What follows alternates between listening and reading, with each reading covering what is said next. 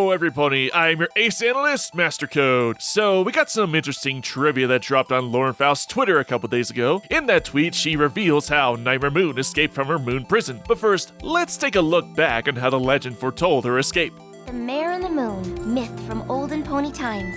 A powerful pony who wanted to rule Equestria, defeated by the elements of harmony and imprisoned in the moon.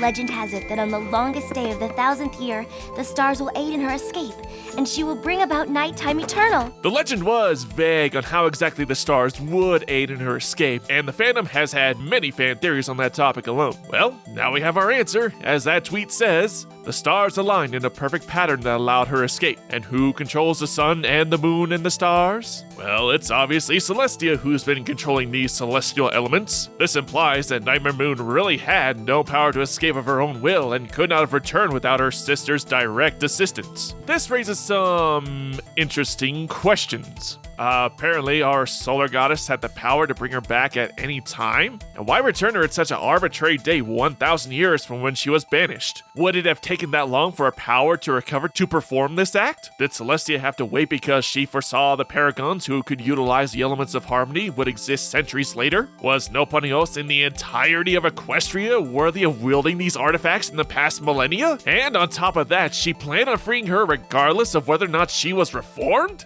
It just raises too many questions. Basically, what we can take away from this revelation is that this whole thing, this Machiavellian scheme years in the making, was all a gamble. Sure, Celestia's got elements and ideas in place, but nobody else knows about the other elements, thus they don't have the full story and can't act to the best of their abilities. But maybe I'm wrong, so let's go ahead and break down her plan in its entirety, shall we? Starting at 0, Nightmare Moon is banished to the moon. Number 1, Celestia plans on releasing her sister to reform her. 2, plans to release her in 1,000 years. 3, the elements of harmony will defeat Nightmare Moon and bring back Luna. 4, Celestia chooses Twilight as one of the paragons of harmony to save her sister. 5, Celestia sends Twilight to Ponyville to make some friends. 6, Twilight makes new friends and they become the elements of harmony. 7, and finally, Twilight and her friends use the elements of harmony to save Luna. Now, let's go back through and see where this plan can fail, shall we? Okay, so the first 4 are at least plausible despite being very questionable. Step 5 is where this whole plan could horribly backfire. The linchpin of the Sun Princess's entire plan was expecting Twilight Sparkle, who she knew not to be very sociable, to make a particular group of friends who just happened to radiate the qualifications of the elements of harmony, and they would also happen to have the inclination to go after a powerful moon goddess and want to defeat her. Wow, that's a lot to buy.